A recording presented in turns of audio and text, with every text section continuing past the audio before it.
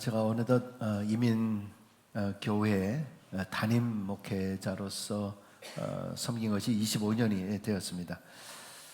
제가 목회를 하면서 항상 이렇게 마음에 두고 있는 것은 하나님께서 이 목사의 직분을 맡기셨는데 내게 맡겨진 사역의 터를 어떻게 좀 기름지게 만들 것인가, 어떻게 설교하고 양육하고 그리고 교우들을 어떤 교인으로 또 세워야 되는가. 이 교회에 나오신 분들 주일에 정말 힘들게 어렵게 교회에 나오셨는데 그냥 예배만, 아무 생각 없이 예배만 드린 것이 아니라 정말 말씀을 통해서 또 새로운 인생의 도전을 받게 하는 것, 또 이런 것이 얼마나 또 중요할 것인가 늘 제게 그렇게 질문을 하곤 합니다.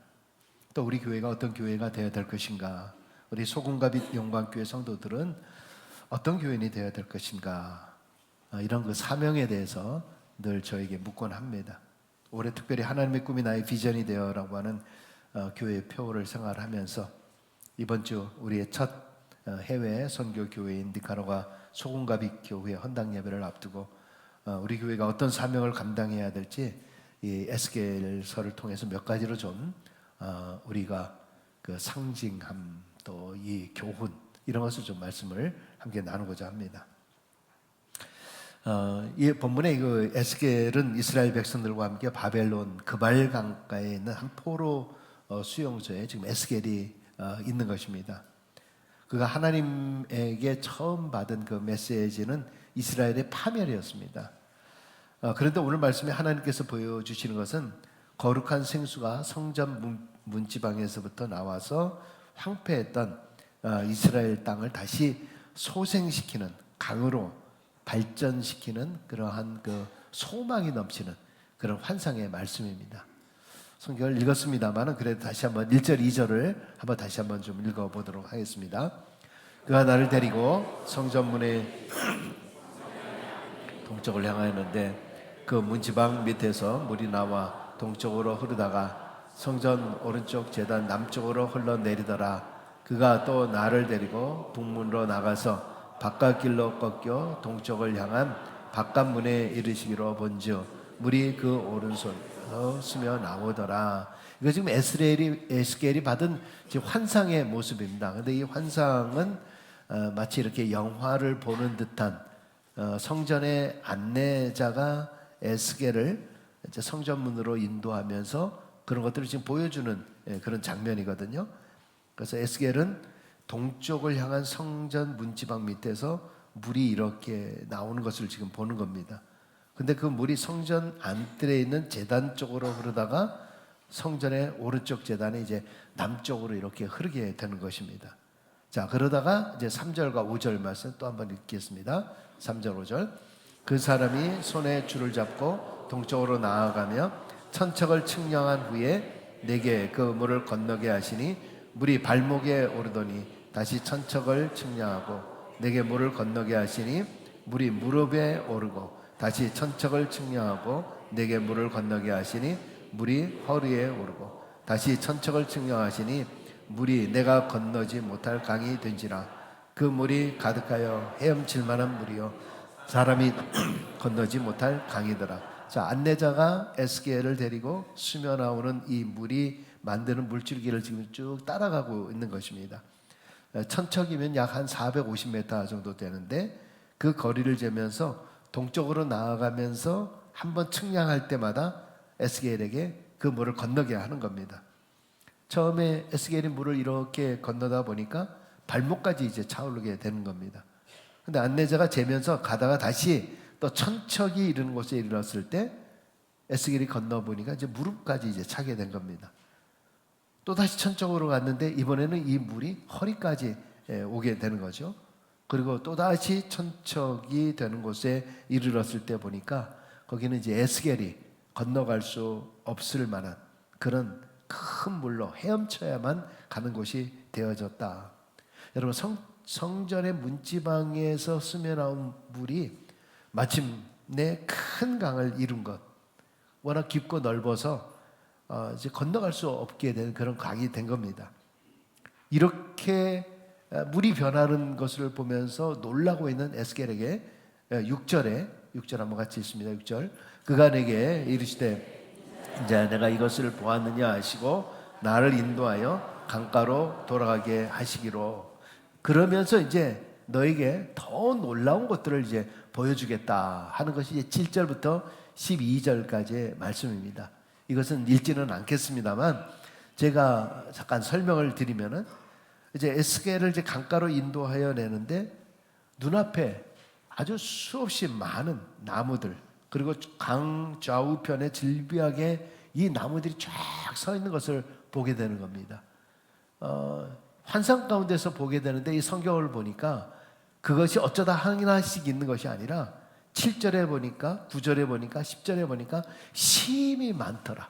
강 주위에 계속 심이 많더라. 또 그것뿐만이 아니라 되살아난다. 8절과 9절을 보니까 되살아난다. become fresh. 다시 한번 힐링이 된다. 힐링이 된다라는 그런 표현을 쓰고 있는 것을 봅니다. 그러니까 이 성전 문지방에서부터 흘러나온 물이 강이 되면서 그 강이 흐르는 곳마다 힐링, 치료가 되고 회복이 되고 열매가 많이 맺혀지게 되었다라고 이야기를 합니다. 그런데 이 물이 동쪽 지방으로 흘러들어서 이스라엘은 갈릴리 바다가 있고 밑에 사해 바다가 있습니다. 근데 이 갈릴리 바다에서 사해 바다까지 이르는 이 계곡을 아라바 계곡이다 이렇게 이야기를 하는데 이 아라바 계곡 가운데 쭉 물이 흐르게 되는 겁니다. 사해까지 물을 흘러가는 거예요. 여러분 사해라는 건 우리가 다 알고 있지 않습니까? 해발보다 300m 낮은 곳에 있고 소금 함량이 보통 바다가 3%에서 4%라 그러는데 여기는 거기에 6배 내지 7배 정도 되는 25% 정도의 짠맛이 맛이라고 얘기할 수가 없죠. 이스라엘 갔다 와 보시면 아시지만은 그곳에 사해를 들어가면 물이 둥둥둥 뜨지, 몸이 둥둥둥 뜨지 않습니까? 둥둥 뜹니다. 호텔 같은 데서도 물을 받아다가 호텔 안에서도 가만히 있으면 내려가고 싶은데도 막 몸이 뜨지 않습니까? 또 이 물이 너무 짜니까요. 잘못하면 수영하다가 눈에 들어가지 않도록 조심하라고 그러지 않습니까? 물고기나 해초들이 도저히 살 수 없는 것. 그것이 바로 사해, 결국 죽은 바다라고 하는 뜻 아닙니까? 근데 오늘 이 본문은 성전에서 흘러나오는 이 물이 생명수의 그 강이 되어서 이 강이 사해로 흘러가는데 그 사해가 회복될 뿐만이 아니라 그 주변의 모든 생태계가 변화하는 겁니다. 온갖 생물들이 살아나는 겁니다. 물고기가 힘이 많아져서 사해가 어부들의 천국이 되는 것입니다. 아무것도 살 수 없었던 죽음의 바다가 생명으로 가득 차니까 주변의 많은 것들이 유익을 얻게 되는 거죠. 사해의 모든 부분들이 다시 살아나서 물고기들이 살 수 있는 환경이 되고 또 각종 과일 나무들이 그 옆에서 또 계속 자라게 되고 그리고 달마다 새로운 열매들이 맺혀지게 된다. 지금 이 이야기는요 에스겔에게 보여준 환상입니다. 지금 현재 그렇다는 것이 아니라 환상으로 보여주고 있습니다. 자, 그러면 이 본문의 말씀을 통해서 첫 번째 우리가 생각해 볼 것은 이 상징이 도대체 무엇이냐? 이 상징이 무엇이냐? 첫 번째는 성전으로부터 열방을 향한 하나님의 꿈이 있다. 이런 것들을 우리에게 보여주고 있는 말씀입니다. 성전에서 조금씩 흘러나온 물이 건너지 못할 정도로 큰 강이 된 겁니다. 여러분 이것은 무엇을 상징하느냐? 장차 그리스도 안에서 성령이 이루실 하나님의 구원의 사역, 구원의 사역이 얼마나 힘있게 확장될 것인지 상징적으로 보여주고 있는 말씀입니다.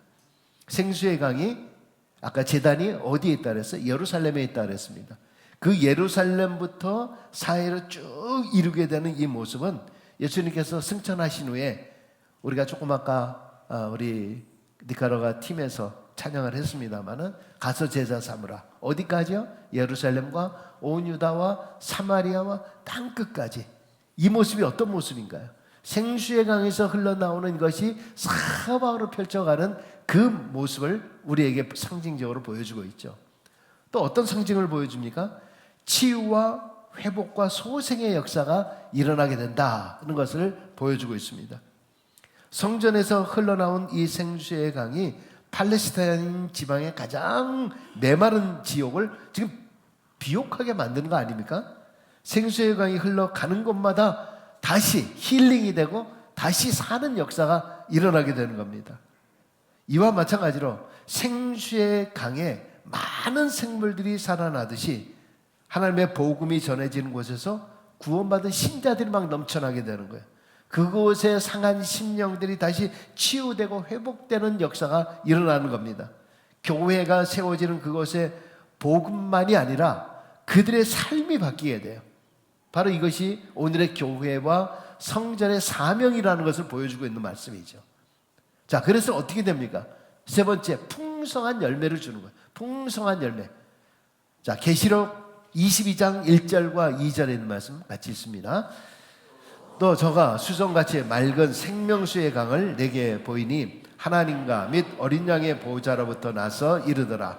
강 좌우에 생명나무가 있어 12가지 실과를 맺히되 달마다 그 실과를 맺히고 그 나무 잎사귀들은 만국을 소송하기 위하여 있더라. 요한계시록, 앞으로 장차 일어날 일을 계시한 겁니다. 예언한 겁니다. 요한계시록을 통해서 장차 새 하늘과 새 땅이 이루어진 것을 말씀하고 있습니다만은 실제 이 일들이 지금 우리의 삶 가운데서 일어나고 있어요. 여러분 잘 아신 대로 복음이 임하는 곳마다 풍성한 열매들이 일어나고 있잖아요. 유럽이라고 하는 나라, 미국이라고 하는 나라, 특별히 우리 한국을 보세요. 한국의 선교사들을 통해서 복음이라고 하는 것을 통해서 놀라운 역사들이 일어나게 되잖아요. 학교가 세워지고 고아원이 세워지고 병원들이 세워지고 그리고 지식과 지혜가 풍성해지고 이것을 통해서 나라의 부흥이 일어나게 된 것, 여러분 우리는 역사를 통해서 잘 알고 있습니다. 자, 그러면 이러한 상징을 통해서 두 번째 우리에게 보여주고 있는 교훈이라는 게 뭘까? 교훈이 뭔가? 다시 첫 번째입니다. 성전의 생수의 물은 흘러야 한다. 이런 것을 우리에게 교훈해 주고 있습니다. 물이라고 하는 것은 고이게 되면 썩어요. 물은 흘러야 됩니다. 생명수 생수는 흘러가야 돼요. 나만 은혜 받고 나만 구원받고 나만 성령 받고 나만 성도가 되었다고 만족하고 그 자리에 있으면 내가 실상은 썩게 되어 있습니다. 내가 영적으로 썩게 되어 있습니다. 여러분 우리가 수십 년 신앙생활을 하였다지만은 여전히 제자리에 맴돌고 있는 이유가 뭔가요? 혹시 내 안에 성령의 역사가 썩고 있는 것은 아닌가라고 하는 겁니다. 우리가 성전을 통해서 받은 은혜를 주변과 나누어야 돼요. 죽어가는 영혼들에게 전해야 됩니다. 그렇게 물이 흘러가야 되는 겁니다. 고린도전서 3장 16절에 이런 말씀이 있습니다. 너희가 하나님의 성전인 것과 하나님의 성령이 너희 안에 거하시는 것을 알지 못하느냐. 누가요? 내가 어떤 존재라고요? 하나님의 성전이래요. 내가 성전. 그러니까 우리는 성전이에요.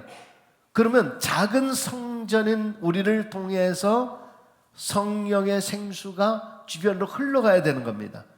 이렇게 한 분 한 분 흘러감을 통해서 이 모인 공동체가 큰 강으로 바뀌어지는 겁니다. 그래서 세상 속에 흘러 들어가서 세상을 살리는 사명을 우리가 감당을 해야 되는 겁니다. 내가 성전이며 내가 생수이기 때문에 성전을 더럽히는 말과 행동을 피하고 우리의 삶을 통해서 예수 그리스도를 보여주는 삶, 이것이 바로 은혜와 복이 넘치는 그러한 삶을 우리가 살아야 한다는 것을 우리에게 보여주고 있습니다. 또 두 번째는 작은 시작이 큰 변화를 일으킨다라는 것을 우리에게 교훈해 주고 있습니다. 성전 문지방에서 조금씩 스며나왔던 이 물이 나중에는 건너지 못할 정도로 큰 강이 되어서 이르는 곳마다 치유와 회복의 역사가 이루어지는 생수의 강이 되었습니다. 여러분 신앙인이라고 하는 존재가 어떤 존재입니까? 우리 신앙인은요 세상 사람들과 다른 거예요. 세상 사람들은 내가 부딪혀지는 문제 앞에서 낙담하고 절망하고 쓰러지고 실패에 좌절하고, 그러나 우리 신앙인은 어떤 존재예요? 현재의 처지로 인해서 낙심하거나 좌절하는 것이 아니라 오히려 그 가운데서 예수 그리스도의 이름으로 힘을 얻고 다시 일어나야 되는 존재예요.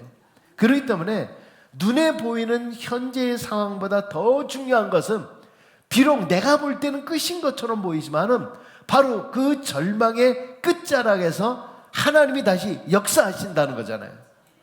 인간의 절망이 하나님의 시작이라고 말씀드렸습니다. 여러분, 엘리야 시대 때 가뭄이 있었지 않았습니까? 3년 동안의 그 가뭄 가운데 있을 때 아무런 사람들이 희망이 없었습니다. 다들 죽겠다 하고 살았어요. 근데 작은 소녀, 어린 소녀 하나가 저 멀리서 작은 구름을 보았다 그랬습니다. 사람들이 보았을 때, 작은 구름을 보았을 때 아마 코웃음 쳤을 거예요. 근데 이 어린 소녀는 어떤 마음을 가졌습니까? 저 작은 구름이지만 저것이 역사하실 것이다. 하나님이 역사하실 것이다. 여러분, 그 작은 것에서 희망을 얻은 거예요. 그 희망을 얻을 때 거기서부터 믿음이 시작되는 거예요. 아마 우리의 작은 시작, 니카라과 땅을 향한 이런 작은 시작이지만은 이것을 통해서 니카라과 땅뿐만이 아니라 중남미에 놀라운 역사들이 일어나게 될 줄로 믿습니다. 세 번째 우리에게 교훈해 주는 것은 성전에서 벗어나서 그 담 너머의 세상에 변화를 가져온다라고 하는 겁니다. 거룩한 성소에서 시작되는 이 물이 그 물을 넘어서 죽음의 바다, 바로 그것을 넘어서 거기를 다시 치유하고 회복시켜 준다라고 하는 것. 여러분, 하나님의 거룩한 작은 성령의 전인 우리 성도들을 통해서 주변에 분명한 변화를 가져오게 하는 힘이 바로 우리 성도들에게 있어요. 나에게 있습니다. 내가 무슨 능력이 있어? 그렇지 않아요. 여러분 한 분 한 분은 다 복의 통로이고 여러분을 통해서 주변이 힘이 풍성해지는 역사가 일어나게 될 줄로 믿습니다. 여러분, 실상 여러분의 삶에서 그런 이야기를 많이 하잖아요. 어떤 이야기를 합니까? 여러분 주변에서 잘 얘기하대요. 식당 들어가는데 사람이 없어요. 근데 내가 앉으면은 그 다음부터 사람들이 오는 거예요. 여러분 뭐라 그래요?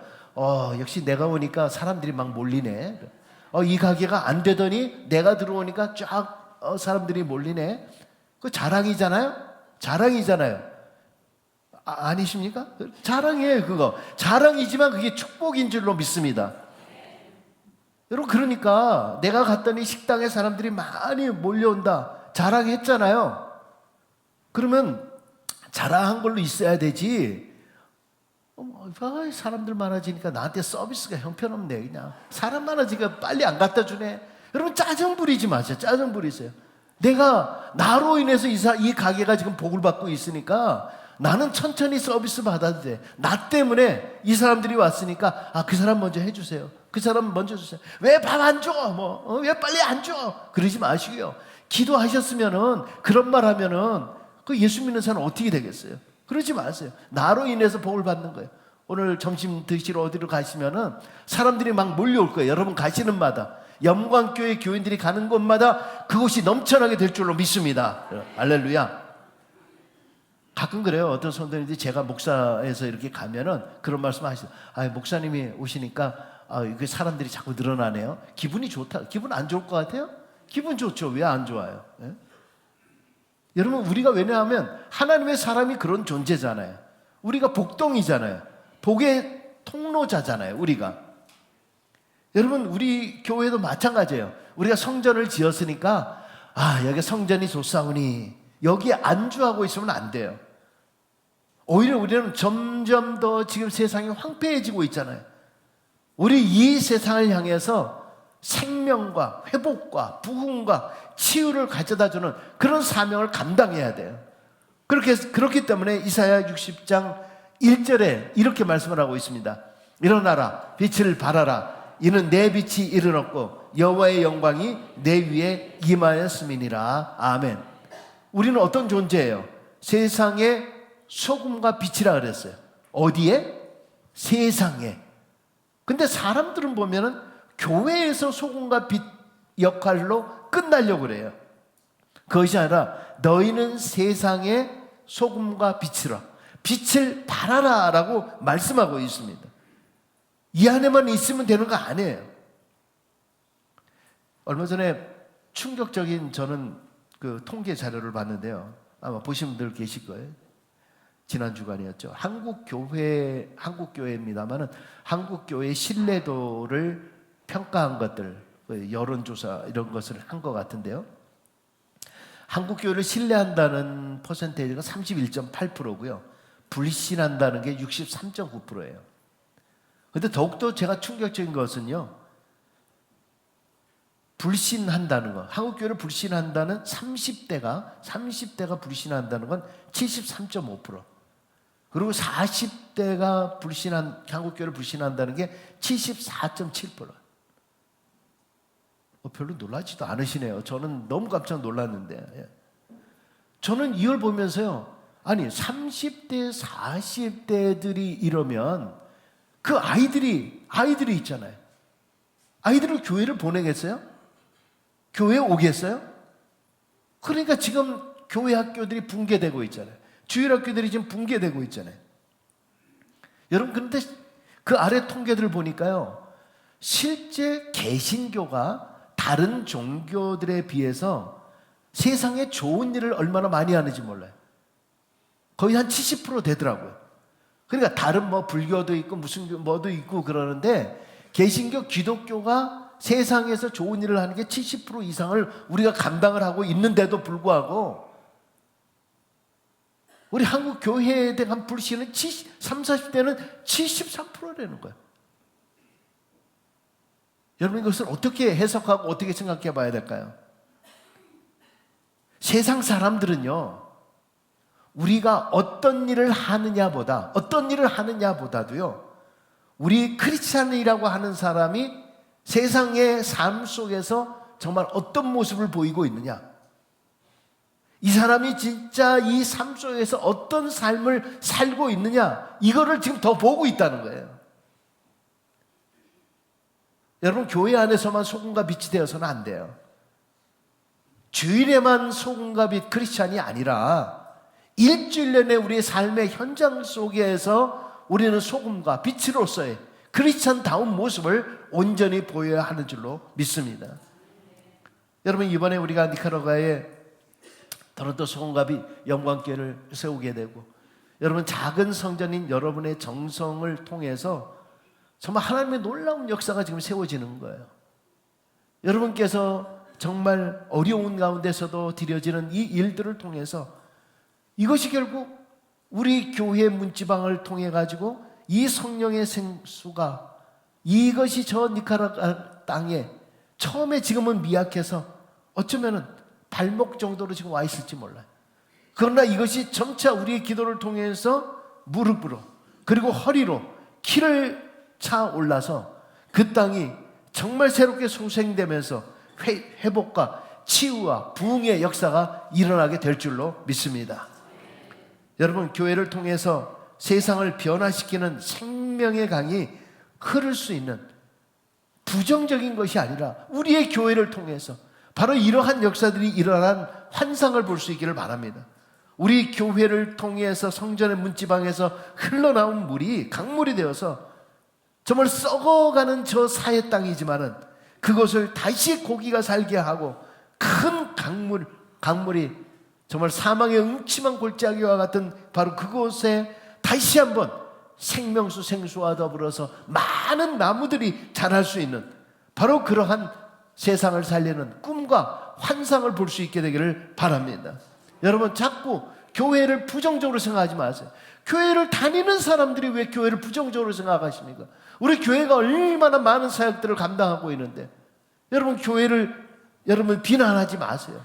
교인들을 비난하지 마세요. 교인들을 비난하는 게 결국 나를 비난하는 거예요. 여러분 아직도 저는 교회가 우리의 희망이라고 분명히 믿습니다. 저는 말씀을 보면서 언더우드 기도가 생각이 났어요. 우리 최초의 한국의 장로교 선교사로 언더우드가 갔잖아요. 이 언더우드가 나중에 연세대라든가 세브란스 병원 같이 연결돼 가지고 그 일들을 얼마나 많은 일들을 감당했습니까? 그러나 처음 가서 이 조선 땅을 보면서 너무나 안타까운 마음으로 기도했던 그 내용이 있지 않습니까? 저는 이 기도의 모습을 보면서 어쩌면 이것이 지금 우리를 위해서, 그리고 어쩌면 저 니카라과 땅을 향해서 주시는 또 말씀이 아닌가, 이런 생각을 해봤습니다. 한번 제가 읽어보겠습니다. 언더우드의 기도. 오 주여, 지금은 아무것도 보이지 않습니다. 주님, 메마르고 가난한 땅, 나무 한 그루 시원하게 자라오르지 못하고 있는 땅에 저희들을 옮겨와 앉히셨습니다. 그 넓고 넓은 태평양을 어떻게 건너왔는지 그 사실이 기적입니다. 주께서 붙잡아 뚝 떨어뜨려 놓은 듯한 이곳, 지금은 아무것도 보이지 않습니다. 보이는 것은 고집스럽게 얼룩진 어둠뿐입니다. 그들은 묶여 있는지도 고통이라는 것도 모르고 있습니다. 고통이 고통인 줄 모르는 자에게 고통을 벗겨주겠다 하면 의심부터 하고 화부터 냅니다. 조선 남자들의 속셈이 보이지 않습니다. 이 나라 조정의 내심도 보이지 않습니다. 가마를 타고 다니는 여자들을 영영 볼 기회가 없으면 어찌하나 합니다. 조선의 마음이 보이지 않습니다. 그리고 저희가 해야 할 일이 보이지 않습니다. 그러나 주님, 순종하겠습니다. 겸손하게 순종할 때 주께서 일을 시작하시고 그 하시는 일을 통해서 우리들의 영적인 눈이 볼 수 있는 날이 있을 줄 믿나이다. 믿음은 바라는 것들의 실상이요 보지 못하는 것들이 증거니 라고 하신 말씀을 따라 조선의 믿음의 앞날을 볼 수 있게 될 것을 믿습니다.